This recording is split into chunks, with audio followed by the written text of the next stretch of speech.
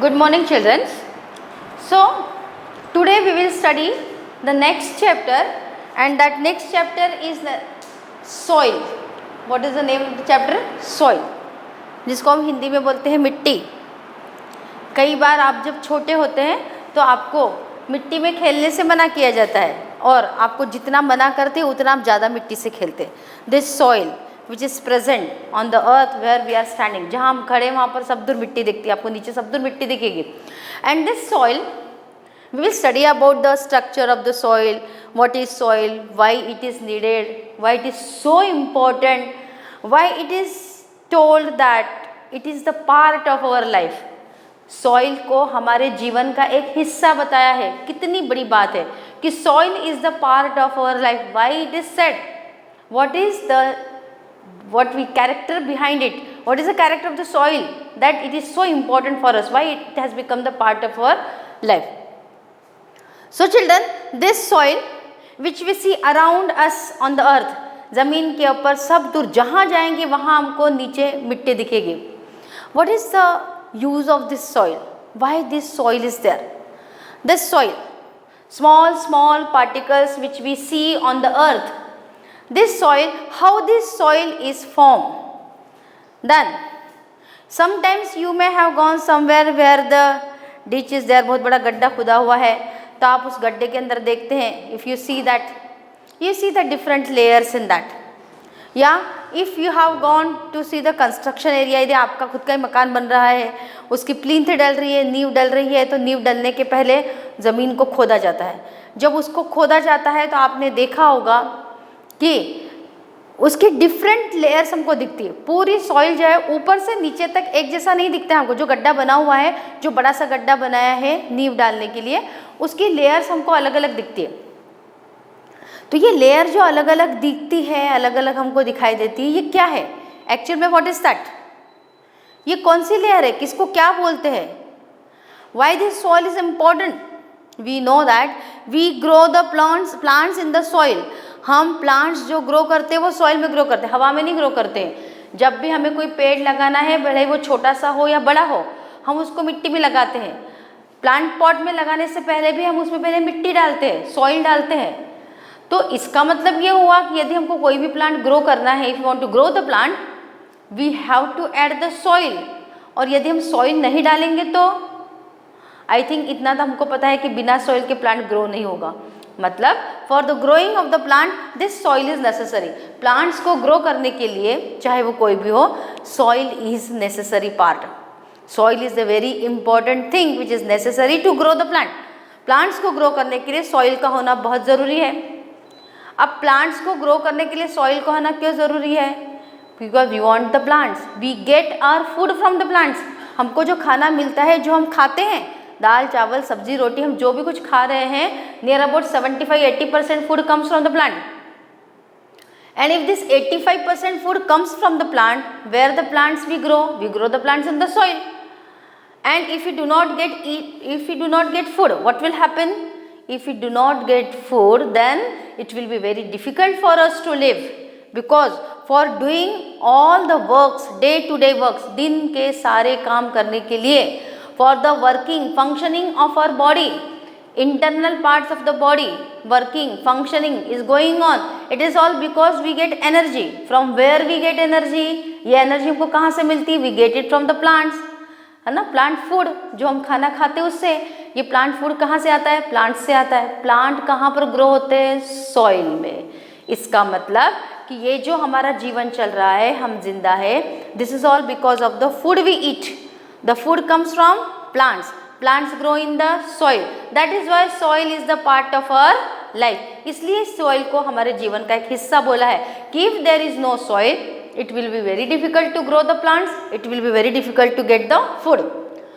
So if this soil is that much important for us, if it is the part of our life, then from where it comes? ये कहाँ से आती है, कैसे बनती है? तो this soil formed by the weathering of the rocks. चट्टानें, जो बड़ी बड़ी चट्टानें होती है, ये बड़ी बड़ी चट्टानें when they breaks down, जब ये टूटती है small particles में, so by the weathering of the rocks soil is formed. या soil is formed by the weathering of the rocks. अब ये चट्टानें, इतनी बड़ी बड़ी चट्टानें कैसे टूटती है? क्या हम उनको तोड़ने जाते हैं? नहीं, नेचुरल प्रोसेस है। नेचुरल प्रोसेस में बहुत ज़्यादा, जब गर्मी होगी तो ये चट्टान गर्म हो जाएगी, जब ठंड होगी तो ये सिकुड़ जाएगी, फिर बारिश आएगी, फिर गर्मी फिर फैलेगी, तो इसके बीच में क्रैक्स हो जाते हैं। और क्रैक्स होने के कारण क्या होता है, ये धीरे धीरे धीरे धीरे it converts, it break down into the small small small small particles. जब ये स्मॉल पार्टिकल्स में कट जाती है, चट्टान कट जाती है, then it is carried away by the wind. ये हवा से, वहाँ से जो है चलते हुए हवा के साथ साथ में बहते हुए आती है, and it gets collected near the rivers, ponds, sea, ये इकट्ठा हो जाती है। So this breaking down of rocks, soil is form by the breaking down of the rocks. Soil is form by the weathering of the rocks, इसको weathering भी बोलते हैं, breaking down या weathering. Weathering, I wrote here WEATHRING, weathering. So weathering is nothing but the breaking down of the rocks. बड़ी बड़ी चट्टानें जब टूटती है, ब्रेक्स होती है, तो उससे इसके छोटे छोटे पार्टिकल्स बनते हैं, and that is the process by which the soil is form. अभी जो सॉइल जो है, it forms the topmost layer. जो हम जो प्लांट्स ग्रो करते हैं, आपने देखा होगा जब भी आप प्लांटेशन करते हैं, आपके स्कूल में कई बार आपको बोला होगा कि छोटा सा प्लांट लेकर आना, स्कूल में प्लांटेशन करना है, ये आपकी एक्टिविटी है, ये वो। तो आप जब लेकर आते हैं, या आपके घर पे भी आपने देखा होगा, आपके घर के आसपास यदि गार्डन है, गार्डन में आपको कोई प्लांट को लगाना है, छोटा सा पौधा यदि लगाना है, तो क्या उसके लिए आप बहुत बड़ा गड्ढा करते हैं? नहीं, बिल्कुल छोटा सा गड्ढा करते हैं। बड़ी मुश्किल से आप जो गड्ढा करते होंगे 1 फीट का भी नहीं होता होगा। यदि उसकी इनसाइड यदि आप हाइट मेजर करेंगे तो आप ज़्यादा से ज़्यादा 1 फीट का, आपकी गमले की हाइट होती है ना, इतना आप ज़मीन में खोदते हैं और उसमें प्लांट को लगा देते हैं। क्या आप उसके लिए इतना बड़ा खोदते हैं जितना वो घर बनाने के लिए, प्लिंथ बनाने के लिए खोदा जाता है? नहीं, प्लिंथ बनाने के लिए जो गड्ढा किया जाता है बड़ा, वो बहुत गहरा होता है। पर प्लांट्स बनाने के लिए, प्लांट्स को लगाने के लिए, प्लांटेशन करने के लिए हम जो गड्ढा खोदते हैं वो कैसा रहता है? वो छोटा होता है। क्यों छोटा? उसको बड़ा क्यों नहीं करते? Because the soil which is present on the top, जमीन के ऊपर जो ऊपर की जो सॉइल रहती है, that is the good soil, that is the soil which is used by the plants to grow. तो ऊपर की जो लेयर होती है सॉइल की, जो टॉप मोस्ट लेयर हम जिसको बोलते हैं, this topmost layer of the soil is important for the growing plants, and whatever is needed by the plants to grow, plants को ग्रो होने के लिए क्या क्या ज़रूरी है, ये सारा उस सॉइल के अंदर होता है। वॉट एवर, जो क्या मिनरल्स कौन से चाहिए, एयर चाहिए, वाटर चाहिए, मिनरल्स चाहिए, जो भी कुछ चाहिए वो सारा इस टॉप मोस्ट लेयर में होता है, and that is taken by the plants, and plants are grown in the topmost. Plants grow well in the topmost soil. Topmost soil जो है, लेयर ऑफ द सॉइल में plants अच्छे से grow होते हैं। अब इसके पहले ये जो सॉइल जिसकी हम बात कर रहे हैं, which is the part of our life, which is needed for the growing plants, for the growth of the plants. So we will see just the components of the soil.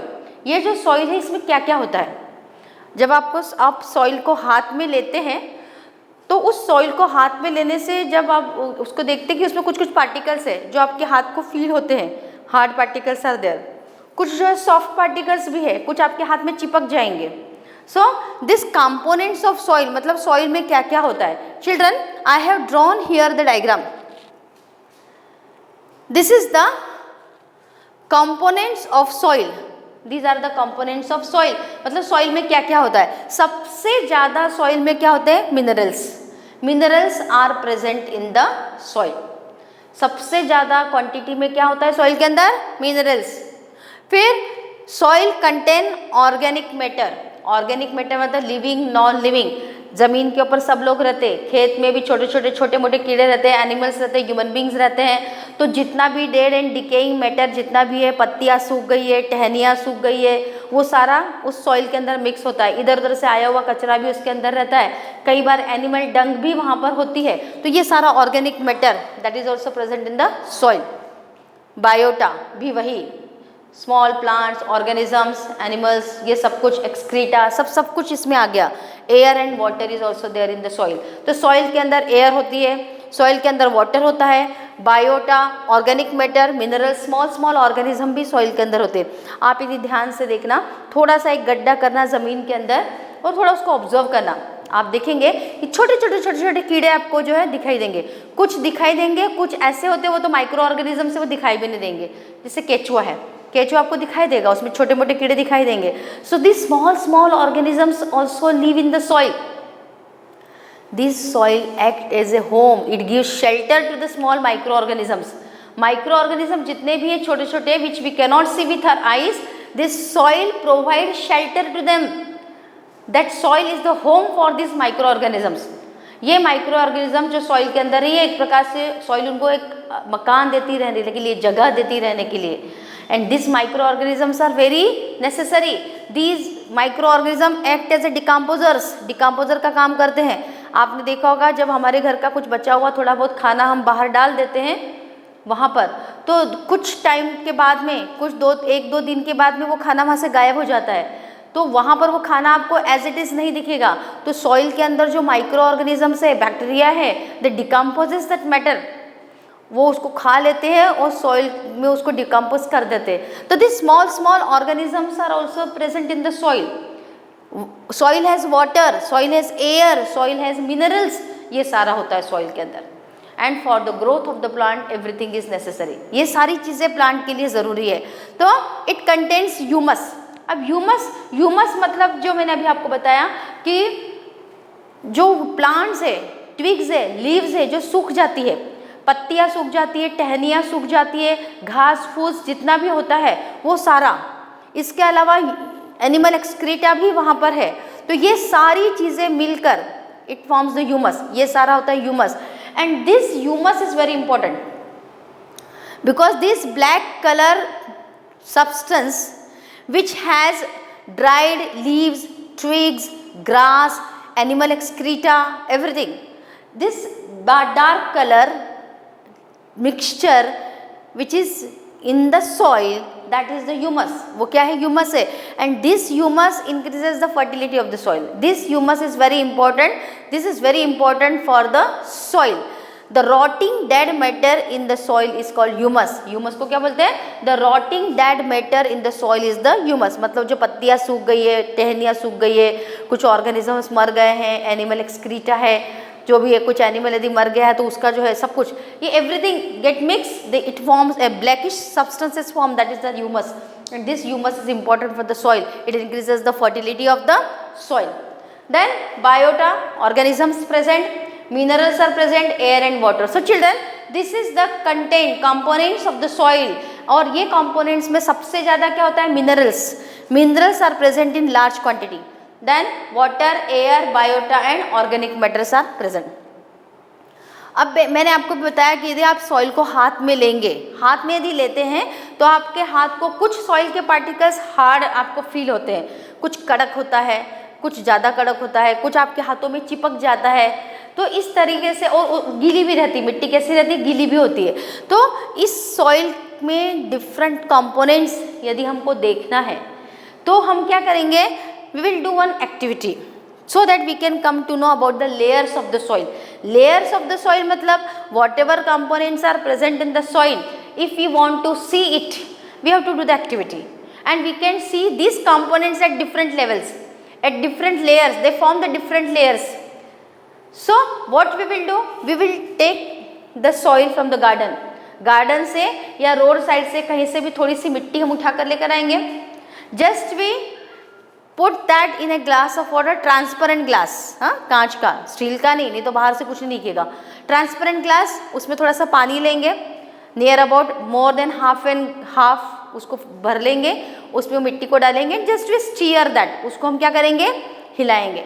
हिलाने के बाद में just we keep it for some time as it is, without stirring, बिना हिलाए. अब उस glass को हम ऐसे कैसे रख देते.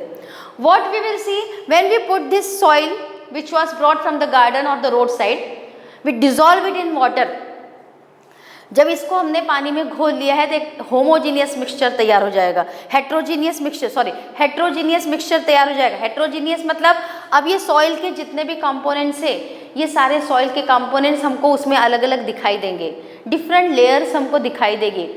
होमोजीनियस मतलब जैसे आपने दूध में पानी डाला, दूध में पानी डालने के बाद में जस्ट यू स्टीयर इट, उसको हिला दिया, you keep the bottle as it is, keep that glass as it is. when you see that milk, you cannot recognize the water and milk part from that. Water and milk will not form a different layers, that is the homogeneous mixture. अब यहाँ पर this is the heterogeneous mixture. पानी में आपने soil डाल दी, हिला दिया, उसको ऐसे कैसे स्थिर रख दिया है, तो you will see the different components at different layers. See here, this is the diagram, children. So what I have taken garden soil or road soil, then just mixed with the water, stir it and keep it. You will see the heavy particles present in the soil. Soil के अंदर जो भारी भारी particles है, बड़े बड़े मिट्टी के कण भी होते, कंकड़ भी होते उसमें, सॉइल के अंदर कंकड़ भी होते, ये आपने देखा है. तो all that gravel part will settle down in the bottle. वो ग्लास में, बॉटल में भारी भारी पार्टिकल्स जितने भी होंगे, ग्रेवल पार्ट जितना भी होगा सारा नीचे तली में आ जाएगा, because it is heavy, so it will sink down. ये भी हमने देखा है, पत्थर को जब पानी में डालेंगे तो पत्थर कहाँ चला जाएगा, नीचे चला जाएगा, इट विल सिंक डाउन. तो it will sink down, collected at the bottom. Then उससे थोड़ा सा कम साइज पार्टिकल्स जो, जिसको हम सैंड बोलते हैं, सैंड मतलब इसको रेत बोलते हैं, रेत आपने देखी है ना, तो वो जो रेत जो है, सैंड जो है, it will form the second layer, because it is little smaller from this gravel. Gravel से थोड़ी छोटी है तो इसके ऊपर आ जाएगी. उसके बाद में एकदम बिल्कुल स्मूथ पार्टिकल्स जो भी होंगे, बिल्कुल फाइन पार्टिकल्स जो है, वो फाइन पार्टिकल्स जो it will, they will get dissolve in water and they will collected just about the sand. Then we will see the water and then the light particles present in the soil. हल्के फुल्के particles, घास फूस है, पत्तियों के टुकड़े हैं या कुछ ऐसा मैटर है, तो वो दैट पूरा ह्यूमस पार्ट जो है वो सबसे ऊपर यहाँ पर पानी में आ जाएगा.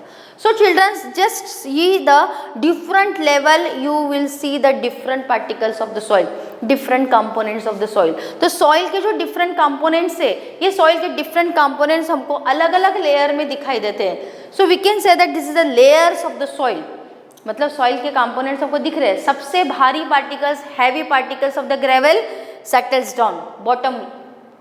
Then just after that we will see the sand, then clay, then water and then the humus part. So children, this is the diagram of the layers of the soil.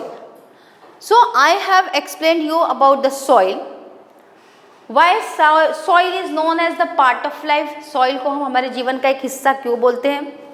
Then I explained you about how the soil is formed. soil कैसे बनती है.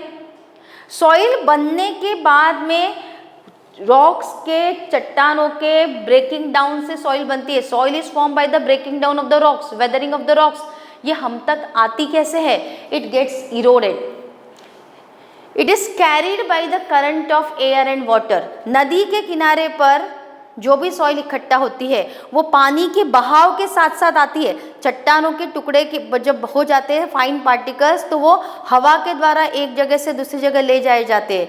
जब ये पानी के वहाँ पर, यदि वाटर सोर्स के वहाँ पर है, तो पानी के बहाव के साथ में by the current of water it just come on the bank of the rivers and seas. समुद्र के किनारे, नदी के किनारे ये मिट्टी इकट्ठा हो जाएगी. और कुछ मिट्टी जो है it is carried by the current of wind, हवा के बहाव के साथ में आती है. So it is carried by the current of air and water. Now the different components, what are the different components of the soil? That are the humus, biota, minerals, air and water. So humus, biota, mineral, air and water, these are the components which are present in the soil. These are the soil contents we can say. अब इसमें कितना क्या होता है soil के अंदर, किसकी quantity ज़्यादा होती है. So this is the structure I have drawn here that in this all these contents minerals are in more quantity, large quantity. Minerals सबसे ज़्यादा होते हैं. उसके बाद में उसमें air, water, organic matter और सबसे कम होता है biota. So this is. And if you want to see the different layers of the soil, the soil के different components if you want to see in the form of different layers, then what you have to do, you have to bring a garden soil or a roadside soil. Just you dissolve it in water in a transparent glass and keep it for some time as it is. You will see the different components of the soil at different level. Soil के different component आपको different level पर दिखाई देंगे. At the bottom you will see the gravel. बड़े बड़े जो कंकड़ होते हैं है ना, वो जो है वो आपको ग्रेवल जो है वो सबसे नीचे दिखेगा. उसके ऊपर आपको रेत दिखेगी, क्ले, सैंड, उसके बाद में clay, then water and then humus. So these are the layers of the soil. So children, just study this part, whatever diagram I have drawn, you study it well and what are the components of the soil, contents of the soil, how the soil is formed and how the soil is carried from one place to other. And the diagram also you have to study कि layers of the soil में first bottom most layer कौन सी है, सबसे नीचे heavy particle सबसे नीचे है, then sand, then clay, then water, then humus. So this is about the first part of the chapter. Yes children, in previous part we have studied the layers of soil, different components of the soil at different levels, different layers that we have studied. That soil contain gravel, sand, clay, water and humus. And how the soil is formed? The soil is formed by the weathering of the rocks. How this soil is carried by one place to another? It is carried by the current of air and water. हवा से ये बहते हुए एक जगह से ले जाया जाती है और करंट ऑफ वाटर मतलब पानी के बहाव के साथ में भी ये बहते हुए आती है और नदी, तालाब और समुद्र के किनारे पर इकट्ठा हो जाती है. सो चिल्ड्रन, मैंने आपको सबसे पहले बताया था कि when we grow the plants, जब हम प्लांट्स को ग्रो करते हैं तो हम ज़मीन में गड्ढा ज़्यादा नहीं खोदते हैं, पर वही यदि हमको मकान बनाना है, बिल्डिंग बनाना है तो हम बहुत गहरा गड्ढा खोदते हैं. ऐसा क्यों? क्योंकि जब हम प्लिंथ बनाते हैं मकान की तो उसके लिए हमें मजबूती चाहिए और मजबूत के लिए कि जितनी जड़ अच्छी होगी, जैसे बोलते हैं ना नींव जितनी मजबूत होगी उतना जो है पूरा जो स्ट्रक्चर है बिल्डिंग का वो उसी के ऊपर रहता है. All the weight everything is depend on the plinth. तो वो मजबूत कब होगी? जब उसको नीचे से बेस जो है वो मजबूत मिलेगा. और प्लांट्स को ग्रो करने के लिए हम इतना बड़ा गड्ढा नहीं करते हैं, क्योंकि प्लांट्स को यदि हम घर के लिए जितना गड्ढा खोदते उतना प्लांट्स के लिए खोदेंगे तो प्लांट के रूट्स को कुछ नहीं मिलेगा नीचे से. और यदि बड़ी सी बिल्डिंग बनाने के लिए हम सिर्फ ऊपर इतना थोड़ा सा खोद देंगे 1-2 फीट का तो बिल्डिंग जो है मजबूत नहीं बनेगी, किसी के दिन गिर जाएगी. तो इसका मतलब ये हुआ कि ये जो डिफरेंट हम पिक्चर यहाँ पर देख रहे हैं, डायग्राम देख रहे हैं कि हर पिक्चर में आपको अलग अलग प्रकार का कुछ दिख रहा है. इसमें मैंने आपको बोला था कि जहाँ पर कंस्ट्रक्शन वर्क चलता है वहाँ पर जाकर देखना तो आपको डिफरेंट लेयर्स दिखेंगे सॉइल के. जब गड्ढा खोदते हैं तो अलग अलग लेयर्स दिखती है और ये अलग अलग लेयर्स में अलग अलग प्रकार के सॉइल पार्टिकल्स होते हैं.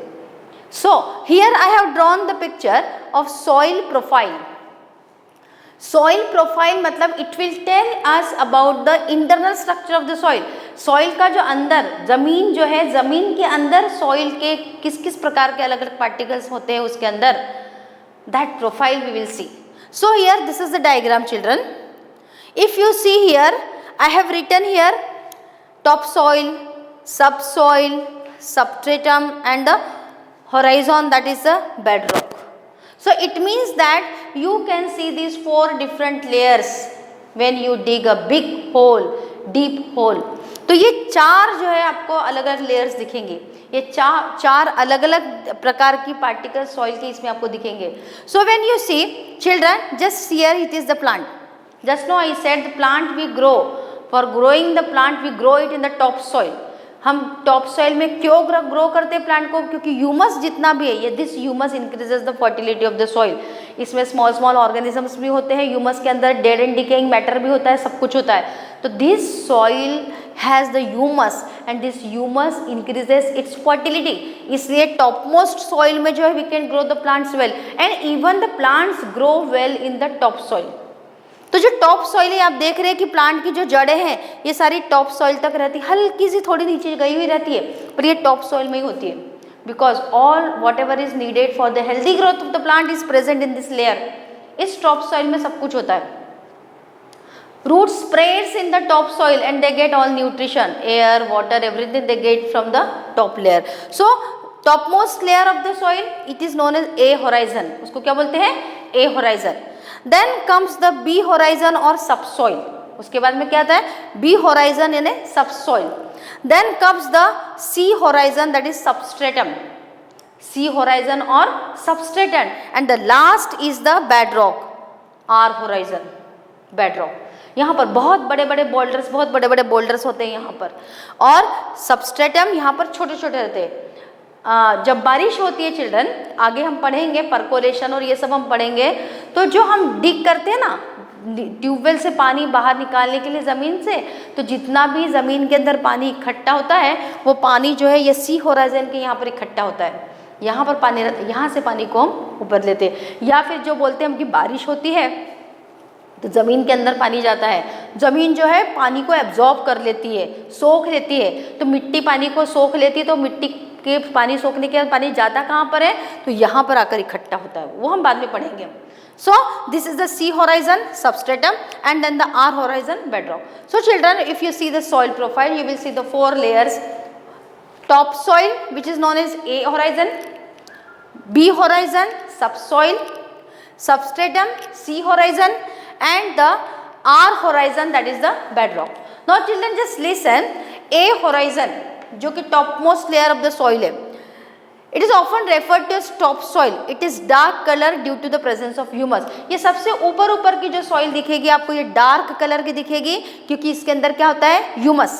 ह्यूमस होने के कारण ये टॉपमोस्ट जो लेयर है सॉइल की किस रंग की होती है, वो डार्क कलर की होती है। Then this is very fertile and it has the decomposers, मतलब इसमें स्मॉल बैक्टीरिया होते हैं, डिकम्पोजर्स होते हैं जो कि कॉम्प्लेक्स फूड को सिंपलर फॉर्म में बदल देते हैं, डिकम्पोज करते हैं and increases the fertility. Material, soil को मटेरियल मिलता है and fertility increases because of this decomposers. This layer supports most of the plant, only the roots of very big trees manage to reach the next layer. मतलब जो बड़े बड़े पेड़ होते हैं, पीपल का है, बड़ का है, जो बड़े बड़े पेड़ रहते हैं जिनके रूट्स बहुत ज़्यादा बड़े होते हैं, गहराई तक जाते हैं, वो ज़्यादा से ज़्यादा सब सॉइल तक आते हैं, इससे नीचे नहीं जाते हैं। अधिकतर प्लांट्स के रूट यहीं तक आते हैं, टॉप सॉइल में ही फैले हुए रहते हैं। कुछ प्लांट्स जो बिग प्लांट्स हैं जिनके रूट्स थोड़े बड़े होते हैं, hardly they reach to the second layer, that is the subsoil. पर अधिकतर all the roots spread in the top soil, top layer, A horizon. Then B horizon, this is the layer below the top soil, is called the subsoil. इसको हम क्या बोलते हैं, subsoil. This it does not contain much humus. अब इसके इस top soil के comparison में यहाँ पर ज़्यादा ह्यूमस नहीं होता है, यहाँ ह्यूमस की क्वांटिटी ज़्यादा नहीं है, इसलिए यदि रूट्स ज़्यादा नीचे तक आएंगे भी तो उनको जो हेल्दी मटेरियल मिलना चाहिए ग्रोथ के लिए, प्लांट की ग्रोथ के लिए, वो ह्यूमस यहाँ पर नहीं है। ह्यूमस यहाँ पर बहुत कम होता है सब सॉइल वाले लेयर में। Then, since the subsoil does not contain much humus, it is not suitable for the plant's growth. When rainwater seeps through the topsoil, it dissolves soluble minerals and deposits them in this layer. तो इसलिए यदि minerals अच्छे चाहिए, plant को यदि growth अच्छी चाहिए, तो इस यहाँ तक रूट के आने से कोई मतलब नहीं होगा। रूट को जो भी मिलना है वो यहीं से मिलेगा। अब जब बारिश होती है, बारिश होने के बाद जो पानी अंदर आता है, ज़मीन के अंदर आता है, वो पानी यहाँ पर आता है और यहाँ पर सॉइल के अंदर जो भी मिनरल्स होते हैं that get dissolve in water. इस लेवल में जब पानी आता है सोखने के बाद में सॉइल के, तो यहाँ पर the minerals present in this subsoil region get dissolve in water and plant get that mineral. Plants को वो मिनरल जो है मिल जाते हैं। तो यहाँ पर ह्यूमस नहीं होता है, पर ह्यूमस के अलावा यहाँ पर मिनरल्स होते हैं that get dissolve in water and that minerals are taken by the plants for the growth. Then children, the next part is the substratum. Substratum, or we tell it as a sea horizon. This layer consists of large pieces of broken rocks, coarse soil particles, बड़े बड़े particles, बड़े बड़े पत्थर जिसको बोलते हैं वो होते हैं, उससे भी ज़्यादा बड़े पत्थर सबसे नीचे होते हैं, बेड रॉक में होते हैं। तो यहाँ पर होते हैं, इसको ग्रेवल बोलते हैं। यहाँ पर जो सॉइल के पार्टिकल्स है बड़े बड़े, उसको हम क्या बोलते हैं, gravel. Then it is derived from the layers of hard rock and lies beneath. The top soil is not always derived from this layer. It can be carried from distant places and deposits over these layers. तो जो top soil है वो यहाँ से नीचे से नहीं आती, ये तो इधर उधर से आ जाती है। Current of air, current of water, इसके कारण ये जो आती है ऊपर ही ऊपर और यहाँ इकट्ठा हो जाती है, which has the humus, top soil. Then On the other hand, soil that is deposits over the substratum is called a transported soil. यहाँ पर जो आती है वो transported soil है, यहाँ जो मिलती है वो that soil is the transported soil. Then children comes the R horizon. इसके पहले मैंने आपको बताया जब भी बारिश होती है, हम जब ज़मीन के अंदर से पानी ट्यूबवेल से लेते हैं तो ट्यूबवेल से पानी जो लेते हैं वो किस लेयर से लेते हैं, सी होराइजन से। यहाँ पर पानी सारा इकट्ठा होता है और यहाँ से हम पानी के ऊपर ज़मीन में ऊपर ट्यूबवेल से, मशीन से हम उसको लेते हैं। तो जो हम बोलते हैं ना कि डिगिंग हो रहा है, यहाँ पे भी, यहाँ पे इनको ट्यूबवेल बनाना है, तो ट्यूबवेल बनाने के लिए जब वो मशीनरी आती है, जब खोदती है गड्ढा, पाइप को डालते हैं, तो पाइप किस लेवल तक आते हैं, they come up to the substratum, क्योंकि पानी सारा यहाँ पर इकट्ठा रहता है। ज़मीन में जो पानी इकट्ठा होता है वो सबस्ट्रेटम वाले लेयर में इकट्ठा होता है। Then last part is the R horizon. Substratum is a layer hard rock called bedrock. Water can not penetrate the bedrock. अब पानी जो है इसके नीचे नहीं जाता है।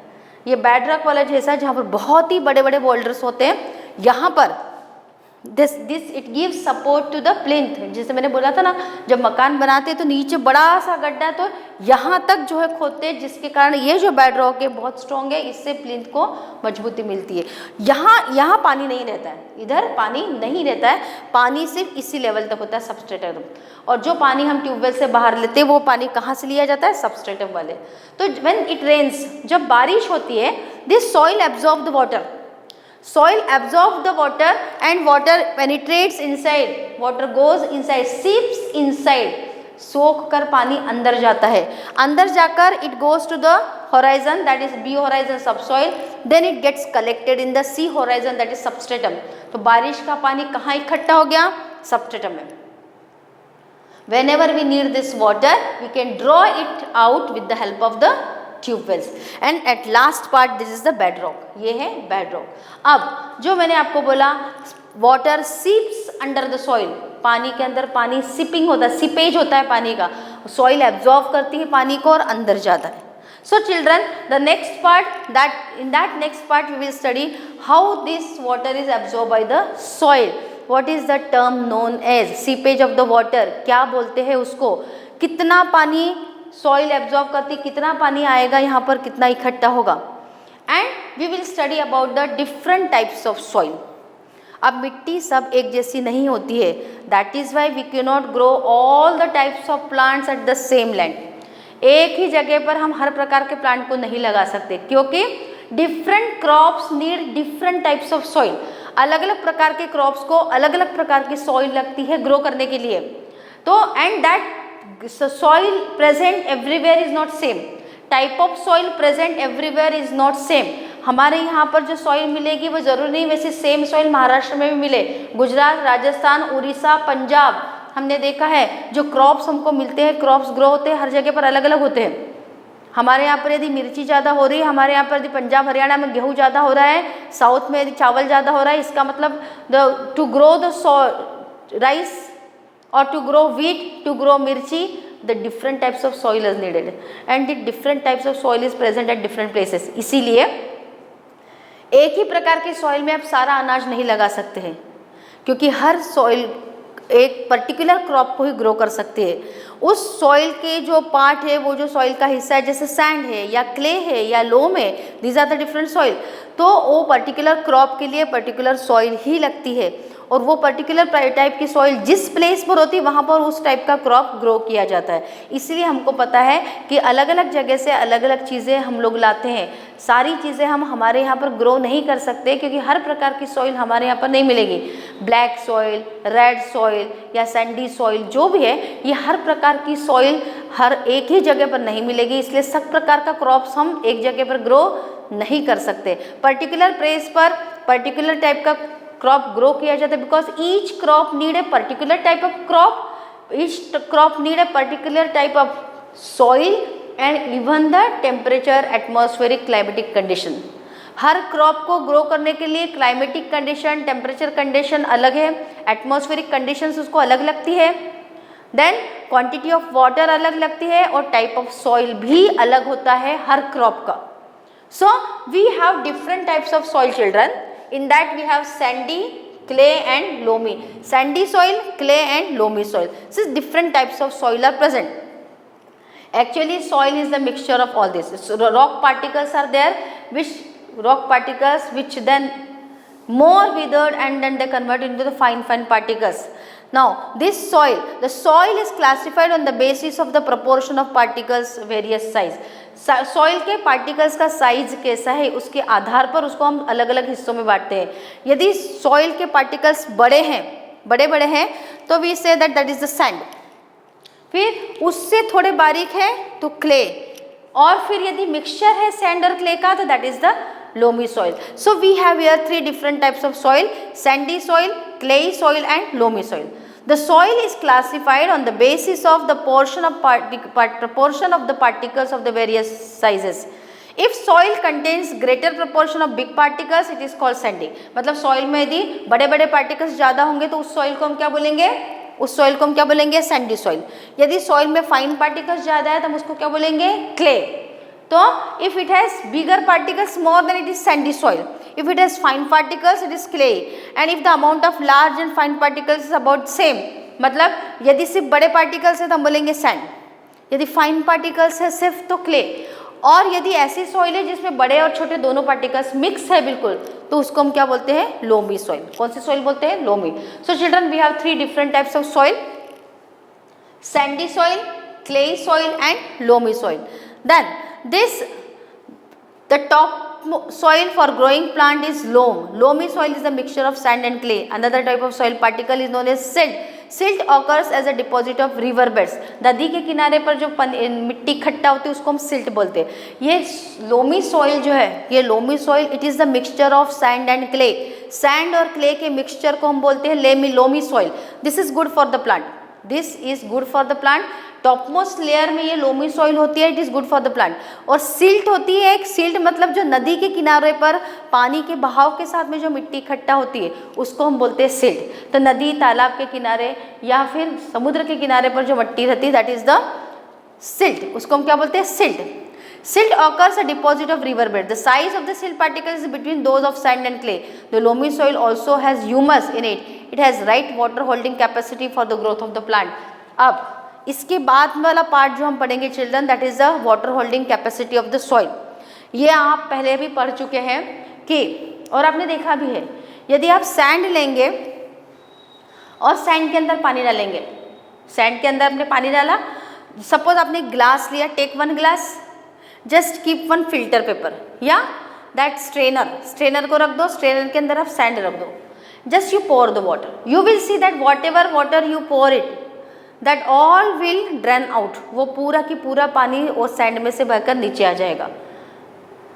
अब instead of sand if you take the clay and just pour the water, then what will happen, whatever water you have poured, the amount of water, the some water will be absorbed by the clay. clay जो है कुछ पानी को absorb कर लेगी और बचा हुआ पानी नीचे आ जाएगा। और यदि आपने लोम लिया, लोमी सॉइल ली है, तो आपने पानी डालने के बाद most of the water will be absorb bye it और कुछ ही पानी उसमें से नीचे आएगा। तो ये जो एक्टिविटी है जिसमें हमने we tried to pour the water over the sand, clay and loam. तो हमने देखा कि सैंड के अंदर जब हम पानी डालते हैं, एक ग्लास लिया है, ग्लास के ऊपर स्ट्रेनर रखा है, छलनी रखी है, छलनी के ऊपर हमने कुछ मिट्टी रखी, सैंड रखी है, तो जो पानी हम डालेंगे उसके ऊपर, तो वो सैंड में से पानी नीचे होते हुए ग्लास में पूरा आ जाएगा।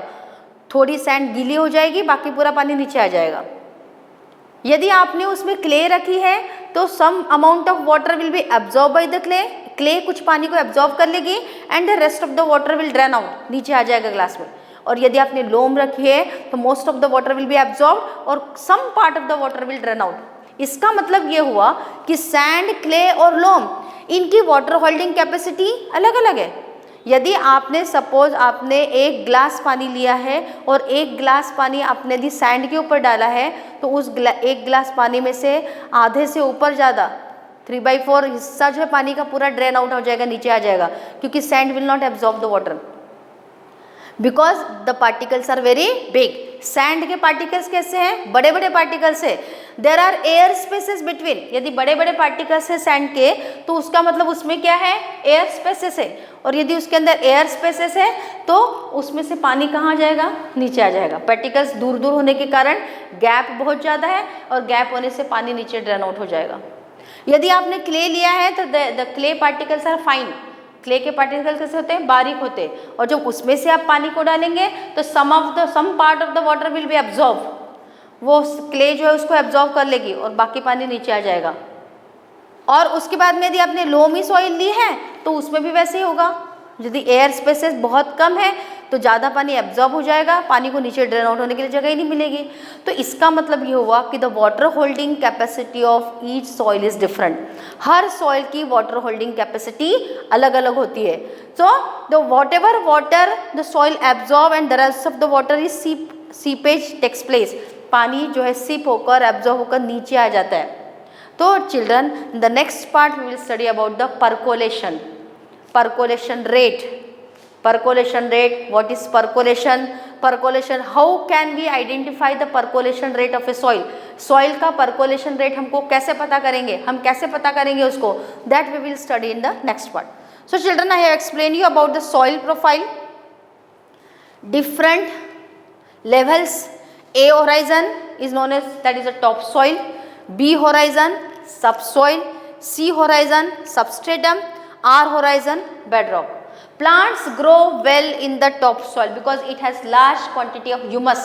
इसमें ह्यूमस ज़्यादा होता है और सॉइल भी अच्छी होती है, वाटर होल्डिंग कैपेसिटी सॉइल की अच्छी है, तो plants can grow well, root gets all the nutrition from this place.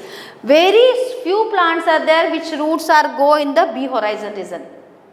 Then in that B horizon subsoil minerals are present.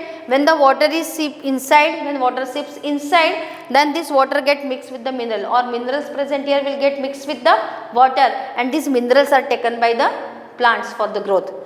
Then C horizon, bigger particles are there, बड़े बड़े particles होते हैं, and the water is collected here in this region. ये C horizon में पानी इकट्ठा होता है, तो जब भी हम जो है पानी हम हैंड पंप से या ट्यूबवेल में पानी जो हम ऊपर आता है लेते हैं ज़मीन के ऊपर मशीन से, वो पानी किस लेयर से आता है, सबस्ट्रेटम. पानी इकट्ठा कहाँ पर होता है, सब. तो बारिश के बाद में when there is rain, when this soil absorb the water, so all that water drains out and get collected in the substratum region, C horizon में, और यहाँ से हम पानी को पंप से मशीन से वापस ऊपर लेते हैं. And the last part is the R horizon, that is the bedrock. Then children, I explained you about the types of soil. Sandy soil means bigger particles. If the soil has bigger particles, then it is known as sandy soil. If it has fine particles, it is clay soil. And if the soil is mixture of sand and clay, then it is known as loamy soil. Actually this loamy soil is very good for the crops. Loamy soil जो है वो crops के लिए बहुत अच्छी होती है, and plants can grow very well in the loamy soil. One more soil is there, that is the silt. Silt means the soil collected near the banks of river and ponds, river, sea, ponds. नदी के किनारे, तालाब के किनारे, समुद्र के किनारे जो पानी है which is carried by the current of water, उसको हम सिल्ट बोलते हैं. क्या बोलते हैं उसको, सिल्ट बोलते हैं. So these are the different types of soils. And now next part children we will study about the percolation rate of different types of soil.